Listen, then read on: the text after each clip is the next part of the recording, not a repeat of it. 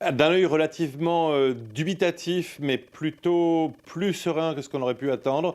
Il y a évidemment cette crainte, après avoir vu la défaite monumentale de Viktor Orban en Hongrie, de voir Viktor Orban dans le camp des eurosceptiques, en quelque sorte pro-russes, remplacé par Rumen Radev avec les élections législatives d'aujourd'hui en Bulgarie.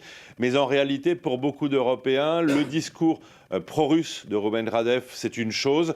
Ces appels à rouvrir, comme le font par exemple Slovaques, Tchèques et Hongrois, grands les robinets des gazoducs et oléoducs russes en direction de l'Europe centrale et orientale, et donc en faveur de la Bulgarie, sont une chose aussi.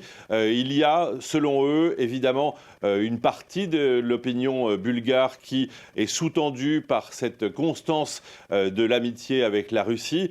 Mais pour les Européens, Rumen Radev n'est pas l'homme le plus dangereux qui pourrait se concevoir.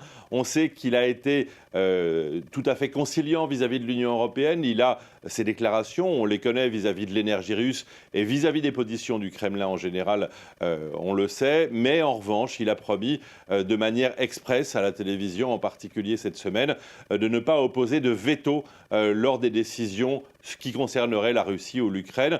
Ce qui veut dire que, par exemple, le 20e train de sanctions qui est en préparation actuellement à Bruxelles contre la Russie, la Bulgarie, dirigée par Rumen Radev, n'y opposerait pas son droit de veto.